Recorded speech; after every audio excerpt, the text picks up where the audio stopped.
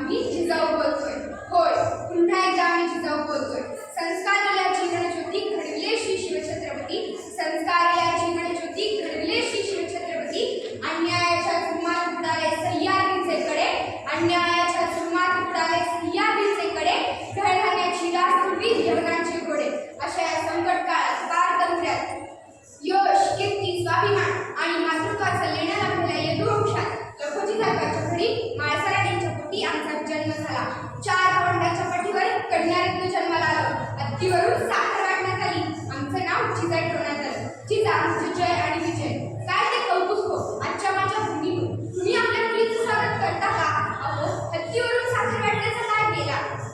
परंतु खुल्या मनाने आपल्या मुलीचं स्वागत करणाऱ्या माता देखील कमी याची खंत अगदी व्यक्त करते. माझं मन पण गेलं ते दानपट्टा, घोड्यावर रप्पे, राजकारणाची सल्लामसलती कानामध्ये आमच्या मातोश्रींनी आम्हाला 6 भाषेचं ज्ञान दिलं. मराठी, संस्कृत, उर्दू, फारसी, कन्नड, अरबी युद्धकला आम्ही शिकलोच होतो. परंतु आम्ही 700च्या वर एक मुलीची फौज तयार केली होती. रामायण, महाभारत, नामदेवाच्या गाथा आम्ही वाचल्या आणि समजूनही घेतल्या.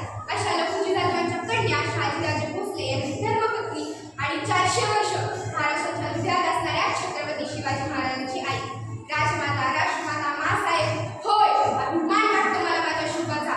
शुभासारख्या पुत्राला जन्म देऊन माझी कुस धन्य झाली. हजारो मावळ्यांच्या घामाने त्यांच्या प्रयत्नांनी आणि अखंड परिश्रमाने हे स्वराज्य निर्माण केलं. आणि त्या स्वराज्याचे आज सामाजिक आणि अनैतिक अधपतन पाहून आज आम्हाला पुन्हा एकदा तुमच्या भेटीस यावंसं वाटतंय. माझ्या महाराष्ट्रात कोरोनाने थैमान घातला होता.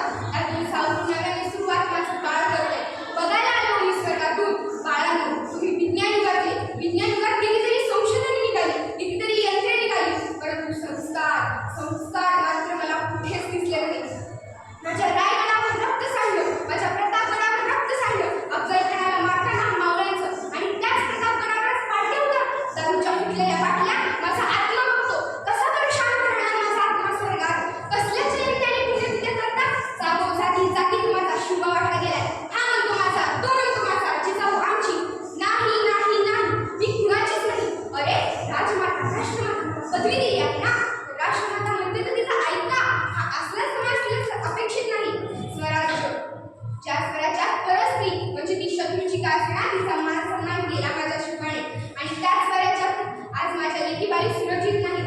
आमच्यातले काका, मामा, भाऊ आमच्या आई बहिणीवर अत्याचार करतात. हे पाहून माझी तळपायची आग मस्तकात जाते. समाजासाठी कोणीच झटत नाही. मूठभर लोक, फक्त मूठभर लोक समाजासाठी झटतात आणि त्यांच्यामुळेच हे राष्ट्र चालत आहे.